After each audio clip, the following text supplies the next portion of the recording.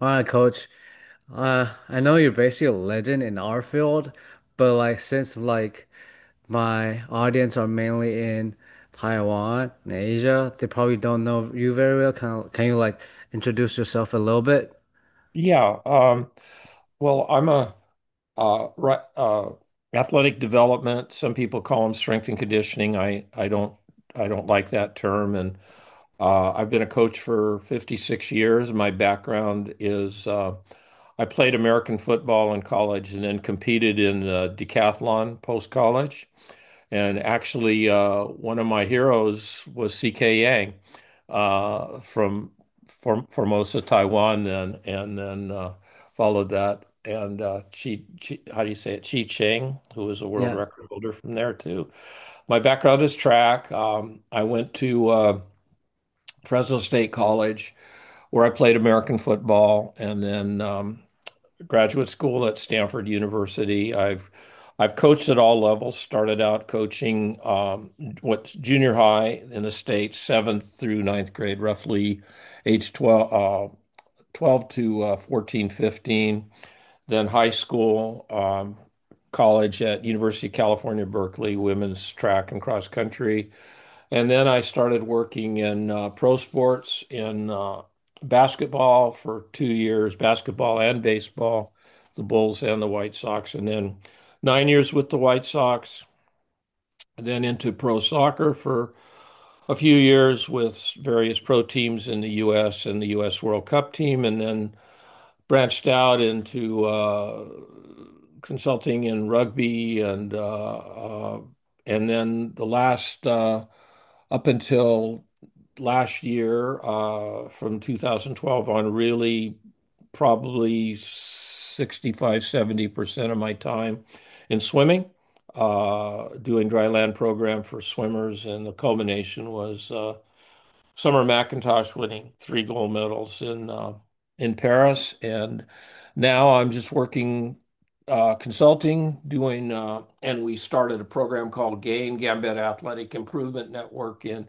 2007, and we're still working on that. And it's for sharing and exchanging information and raising the level of professional development. And I'm just working with one athlete now, Elise Perry, an Australian cricketer who's probably considered one of the best all time, and that's been really fun. She's great, one of the best athletes I've worked with, a world class soccer player also. So it's been fun working with her, talking about prolonging her career and keeping her healthy. So that's where I am now. We live in San Francisco. We just moved back out. I'm a native Californian, and moved back out here about a year and a half ago.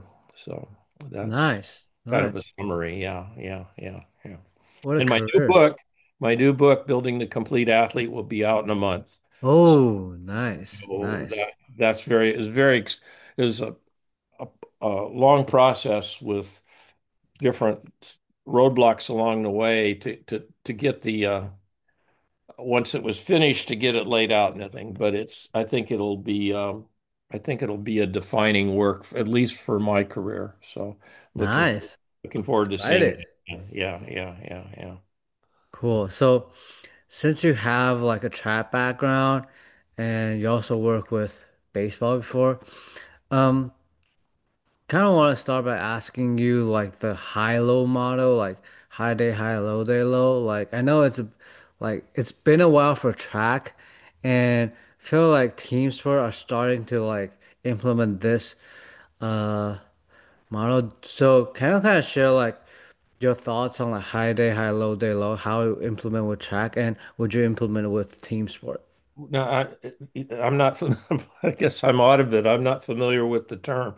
You mean hard day, easy day? Yeah, yeah, yeah, yeah, yeah. Yeah. Okay. Well, that was introduced to me in 1968 in January by Bill Bowerman, and that's been a cornerstone of my methodology and my philosophy for 56 years. So, uh, the you're in pro sports, in any pro sport, you're driven by the the schedule, the fixture list, the competitions, In baseball, in pro baseball, you have basically, 142 to 162 games with very few days completely off, and you have to compete at your best every day. But that doesn't mean, so the way I've always addressed that is think of you have the game and and that's a discrete period of time, whether it's basketball or baseball or soccer or whatever. And then what we do is preparation to play the game. Okay. And we're doing preparation to be better at practice so that you can get better at the game. Does that make sense? Yeah, So you yeah, have and so what I do in the preparation, which is my bailiwick, my purvey, is that's when I call it the yin and yang. That's when we'll go a hard day and easy day. One day might be uh, an emphasis on strength training plus acceleration. The next day is just going to be coordination, warm up, some yoga, medicine ball work, things like that. So varying the work content will give me that high low. Does that make sense? yeah, yeah. Yeah. And so and I have learned a long, long time ago that not to be driven by volume. Okay, it's I've got to be driven by high quality, uh, and intensity, and most all the. I mean, I've worked with endurance sports and that too, and that's where Bill Bowerman originated the idea of hard and easy. You need time to adapt. But like I said, if you're in pro basketball or you're in baseball or now in working in cricket, boy, there's it's hard to really the game is always going to be high, right? High intensity. So you've got to regulate the work, and then possibly the most important thing is is is make the work fit the individual. Okay, that's the other thing. You have people that are fast adapters that can go pretty at a pretty good level for maybe 2 days in a row, and then you have to back them off, and that. So that's basically how I implement it. It's there's no formula. I think that's the other thing. Today, with all the ability to monitor and that kind of stuff, people are really trying to fit the athlete into models, and I believe that's a huge mistake. But that's that's my old man's opinion. Nice. I love it. I love it. So since I work in basketball world and basketball is kind of different than baseball. Yeah, Um, so like we don't play as much game as baseball, but like the game demand is kind of different. Um, would you say like like the game day lift heavy on game day should in your opinion like yeah. should we lift like heavy high CNS day or like should it be like a recovery lift for game day? Well, game day, I like to do a priming session. So if the game is at night, we will do it roughly around 10 in the morning. If it's an afternoon game, we'll do it the day before, and that's usually uh, lift, jump, throw, run.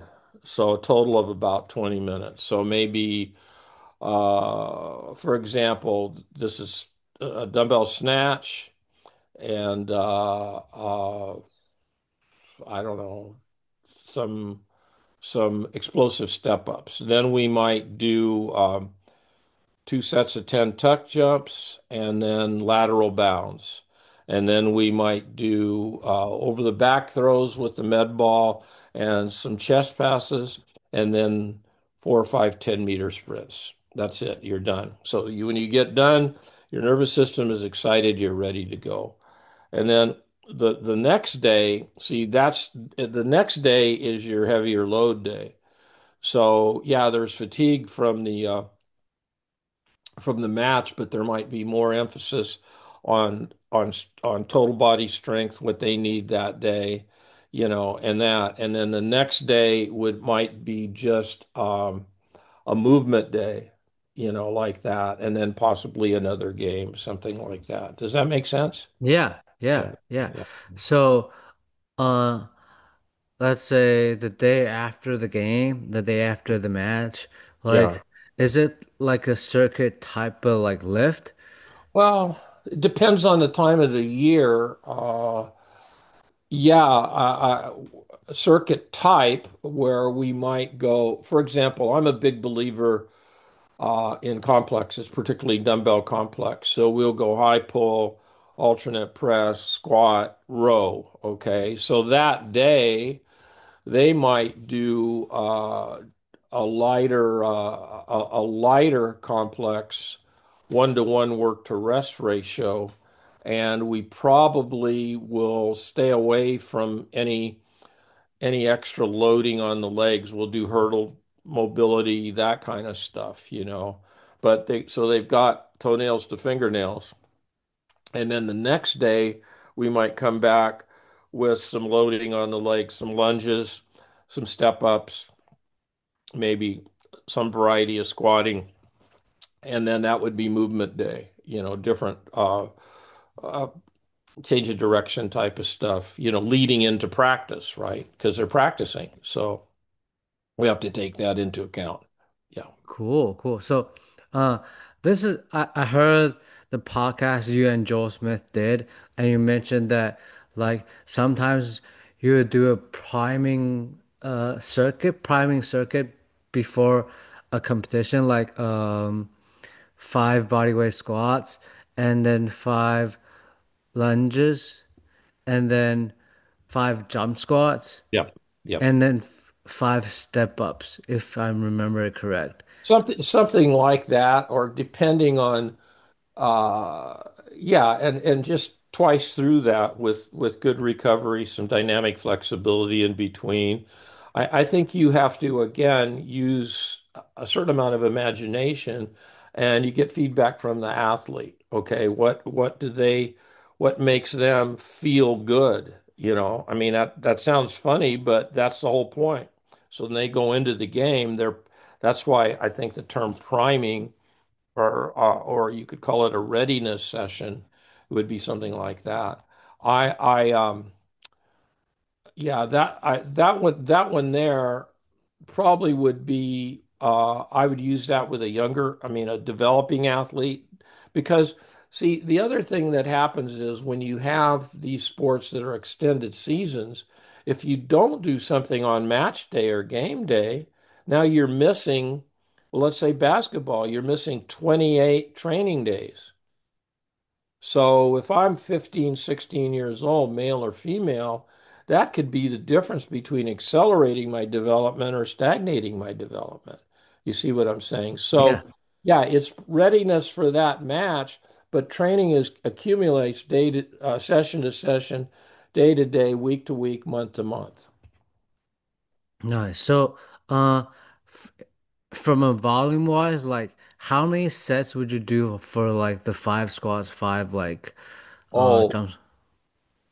yeah, go ahead. But So like for how many sets would you do for five squats, five jump squat, like five lunges and five step ups? 3 to 5, but mostly three. Unloaded, and that, yeah, yeah, with leg swings and that in between each round, you know, and So maybe. for that type of circuit, are you looking for like some sort of lactate buildup? Mm-mm. No, oh God, no. There isn't any anyway. So no, I'm just looking to get everything connected, awaken, and that. No, the main thing is connected. Yeah, yeah, yeah, yeah. No, that I think what you're alluding to is the leg circuit, my leg circuit, and some of those things. I'm not looking for lactate buildup. I know I'm going to get it. I know when you do 20 squats, 20 lunges, 20 step ups, 20 jumps, 10 jump squats. That's 10 each leg. And you do that with no rest for five, we know that you're going to get 17 to 20 millimoles of lactate. Okay. But that's okay. Where,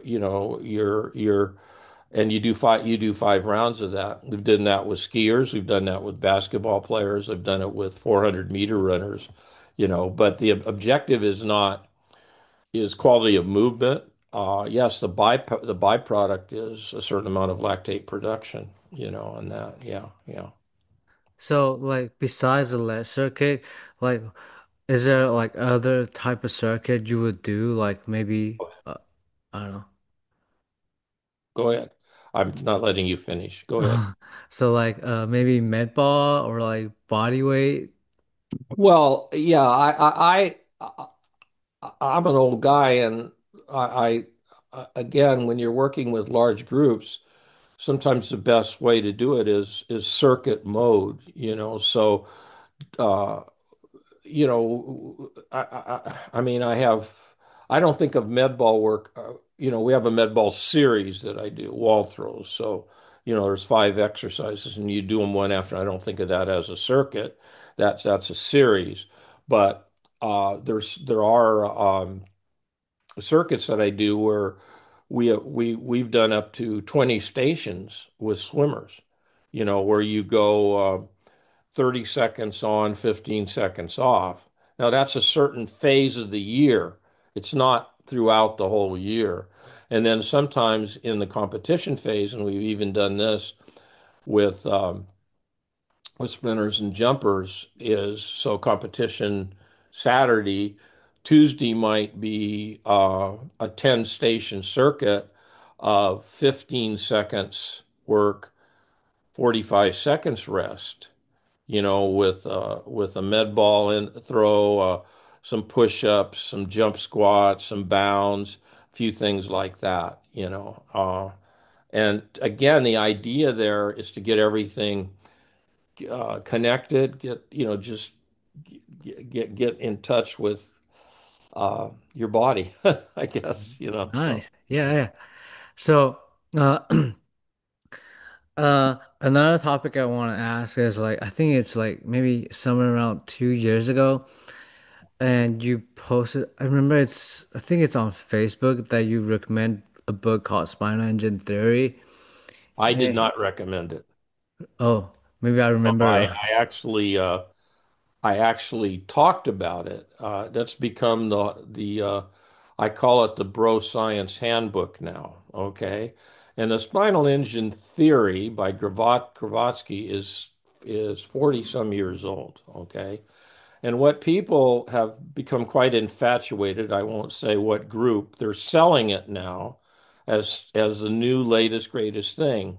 Well, I'm an old man. I've been around for a while, and I think if you want to understand the concept they're talking about, you need to go back to this book, the first edition, Proprioceptive Neuromuscular Facilitation by Knott and Voss and P&F. And and so, which means that you work in diagonal rotational patterns. And obviously, you have slings and you have the fascia's part of your body tissue. You can't isolate or separate fascia from muscle and tendon and ligaments. And I think that's where they're misleading people. And of course, your body you have to remember that movement occurs in three planes.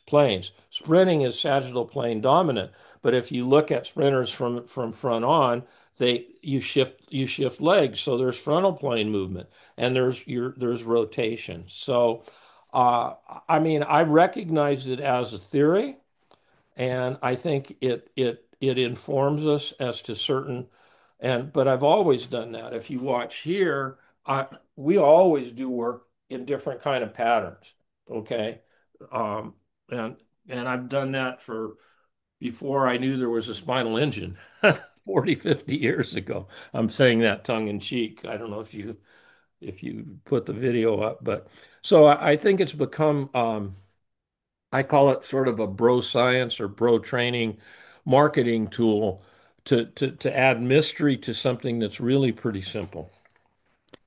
100% agree with you because I feel like not gonna, yeah, I feel like it's more than one group are like using that term to sell Oh yeah. something. Oh yeah. But it's actually like if I'm understanding correct, it's like you said, like uh rotational, diagonal, and the hip is balancing what the shoulders did doing, Yeah. or Yeah. the other or otherwise. Yeah. So Well, I guess can I say one other yeah, thing? sure, sure, sure. And also there's another the Serapi effect, okay, which must, and that goes back to the 1940s and with oh my God, I should know the book is over here. Anyway, and so if you look at proprioceptive neuromuscular fixation classic, not PNF is not stretching. It's working in diagonal patterns with concentric and eccentric and isometric work.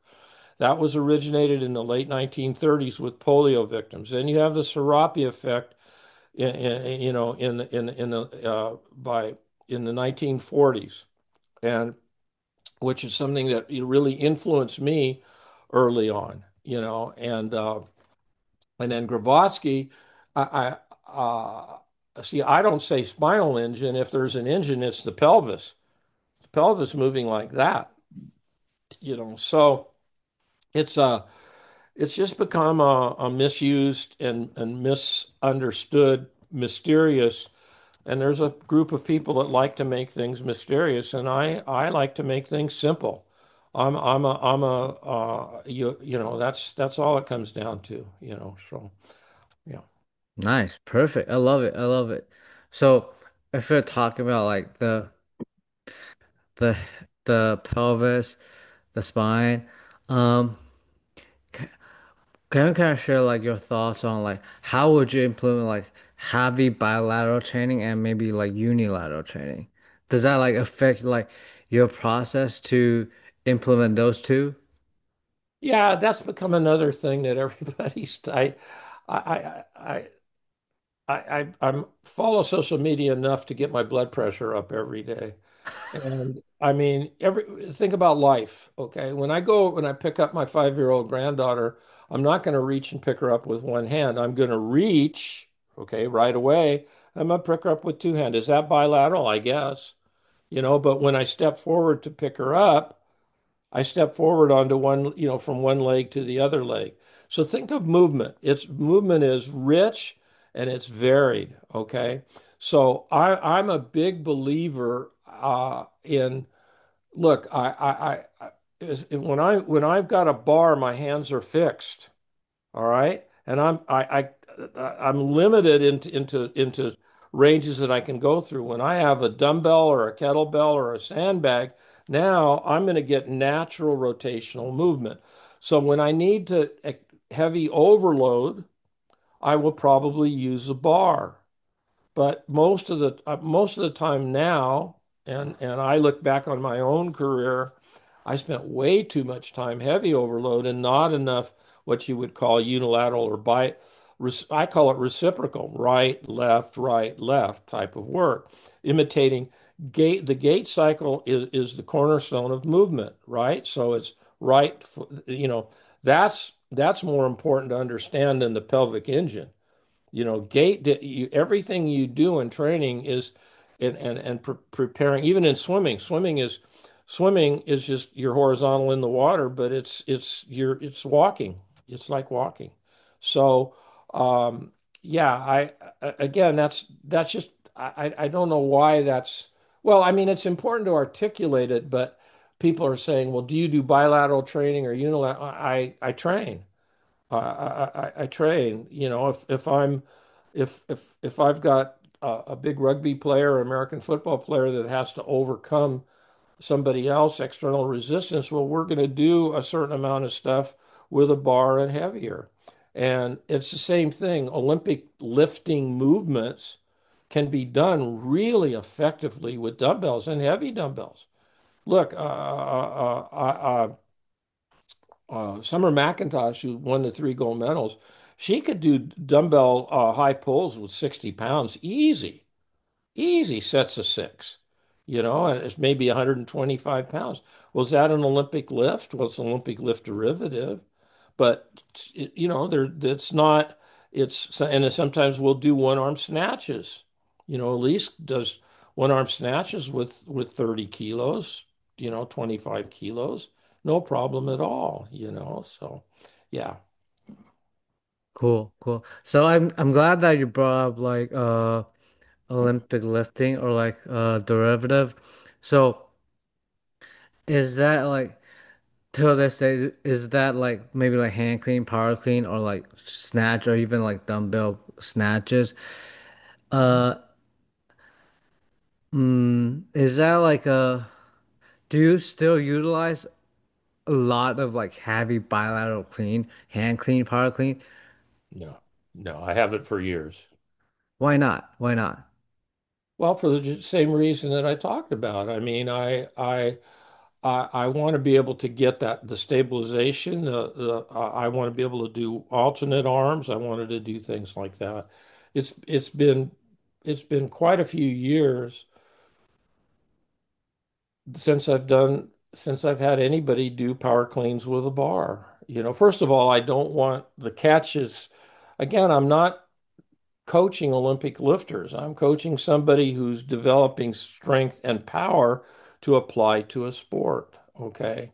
And uh, yeah, I have one of my best friends, and we're presenting together in 2 weeks. Jimmy Radcliffe still uses a bar more than I do, and he's had great success. It's just my preference. So. Yeah. Cool, cool. So outside of that, like uh nowadays like coaches probably utilize a lot of technology like force plate, velocity-based training. And like people try to use like counter movement jump or like any sort of jump on the force plate to like dictate injury risk or like return to play. Can you kind of share your thoughts on like probably overhype on the technology side? Well, let's go back again. Let's go back and look at the late 70s and look at the world of the research of Carmelo Bosco and Pavo Comey, where they did counter movement jump versus squat jump. And they did it on a real force platform. These things that they're calling force platforms are bathroom scales.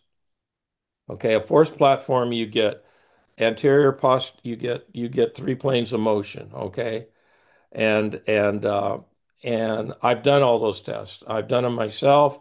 I've done them at various times with jump mats that are a lot cheaper, with Opto Jump that's more expensive, and now these force platforms. And we're buried in numbers. And here's what I want to know. What do the numbers mean? So I come in today and yesterday, first of all, I'm not using my arms. So I'm not coordinating the whole body. I've got my hands on my hip or something like that. Okay. Secondly, these so-called force platforms are really small, and you have guys with size 14 feet on them. I watched one guy trying to sell them, and half the time they couldn't hit the force platform. It was mounted in the floor. Thirdly, okay, now how you land. And I see these videos of everybody landing, and they're landing on their heel, so they get higher jumps. Okay, instead of landing a natural landing like you would land on your foot. So that distorts the data. So I come in today, and my counter movement jump, let's say, is 40 centimeters. That's not very good, but anyway, that's 14 inches or something. Okay, and I come in tomorrow and it's 48 centimeters. And I come in the next day and it's 35 centimeters. So what does that mean? Silent, I don't know. I mean, I get to know the athlete, but I want to watch him. I want to see, I think we're burying ourselves in numbers. You need everybody that's talking about this stuff needs to go back and read the original research.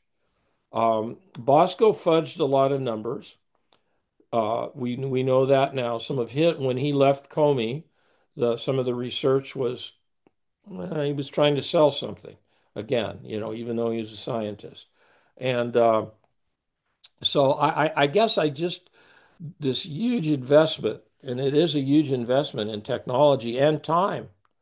So you've got a basketball team, you've got 15 players. How many jumps do you do? Three jumps? I don't, you tell me. Six jumps. Uh, and that. So I fooled around. I donated it to somebody, OptoJump, which I really like. Two professional beach volleyball players that I work with for an extended period of time, and and we did counter movement jumps without arms and counter movement jump with arms, just and just charted it. And but I already knew, and basically by watching them warm up, I already knew that we had to make adjustments. They're at the beach. It was 90 degrees in Florida for 3 hours, so I was going to have to adjust the workout. So how, how does it inform us? And then the other thing that I want to see is I want to see all these people that are talking about this stuff. And the same thing with a lot of these things is full disclosure. Who's paying you? Who's paying you? Okay, there was this one person, I won't say who now, who was, I forget what company it was. And of course she was getting paid. You saw the brand name all over, and that kind of stuff, and I, I, I have something right here that I would use, but I'm not going to even say the name.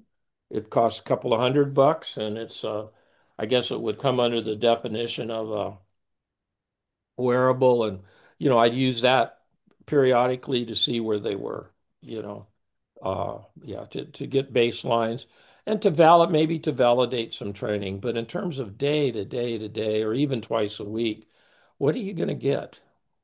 Hmm. Hmm. I love it. I love it.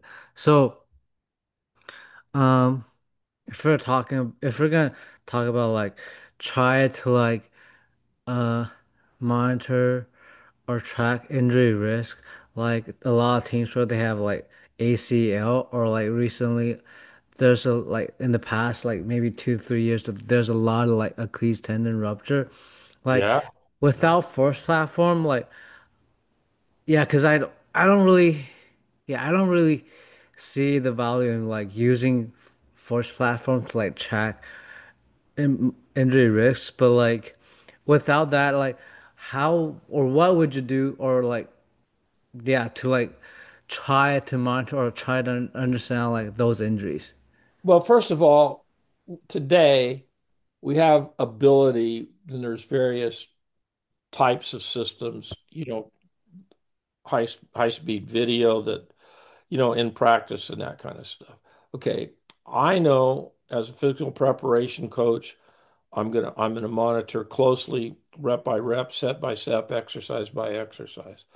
I need to be on in basketball or whatever. I need to be at practice.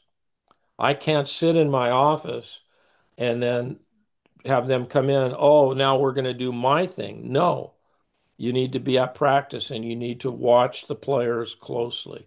You get to know the player. You have fast responders and slow responders. You have people that get excessively sore and you have people that don't get sore. So you start to know that and you auto regulate based upon that. Okay. And as far as injury prediction, I believe that right now, I strongly believe, and I will say this publicly from the Capitol steps or something, that we are setting the athletes up for injury. We're sending messages with tests like the Nordic hamstring test, the Nordboard, the squeeze test, all of those kinds of stuff. And they give you a number and they say they predict injury, but they don't. Why are groin injuries more than they've ever been? Why are calf injuries higher than they've ever been? You know why? Because now you have a bunch of bro science guys claiming that the soleus is the strongest muscle in the body.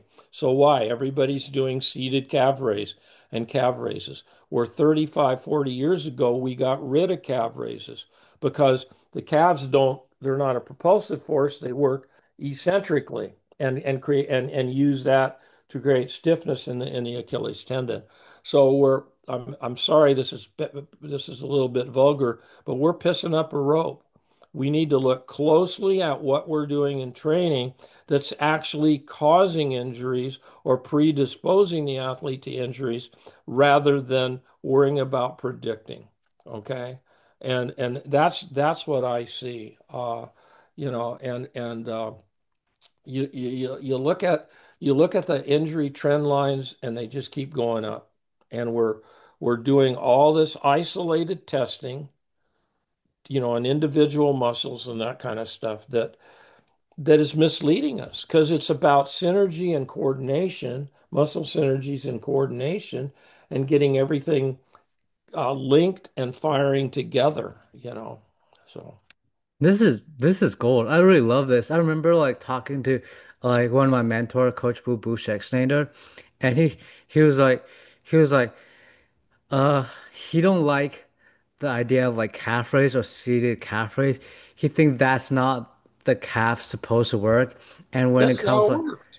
yeah, and then when That's it comes to like hamstring or like adductor strain, he said don't do a lot of Nordic hamstring curl. Don't even do like Copenhagen.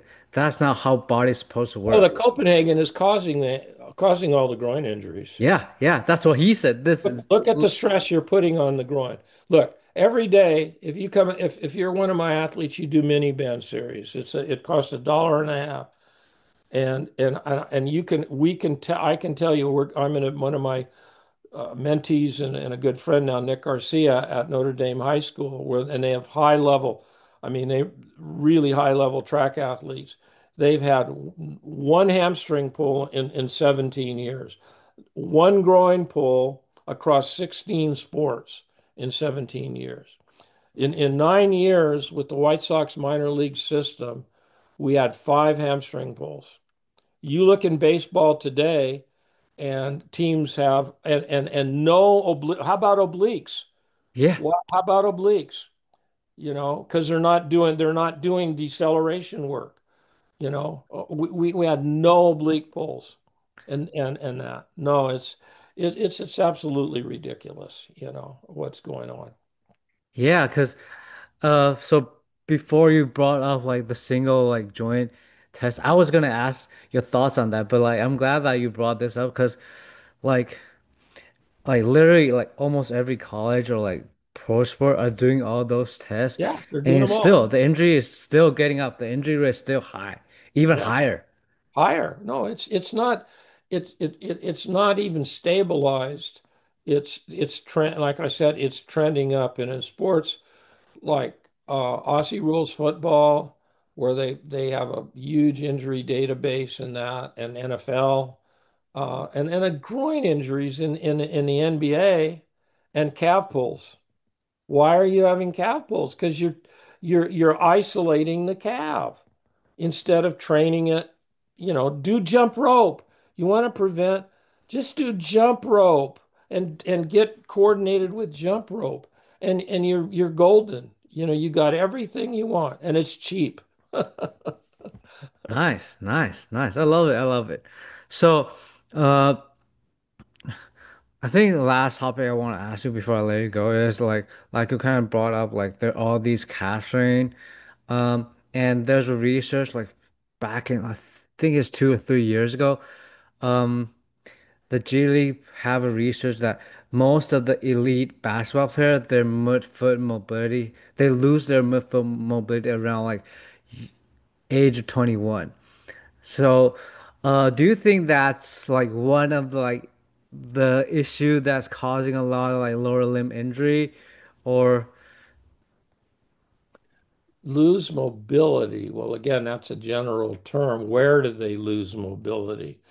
I don't know. I mean, my suspicion and what I've seen is working with that population. They need hurdle overs. They need hurdle unders. They need mini band series. They need to do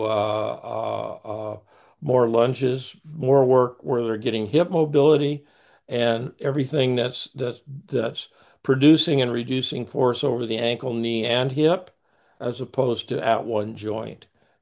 So, and you want a certain amount of yes, you want mobility and free range of motion at the ankle and the foot, but you also need that stiffness.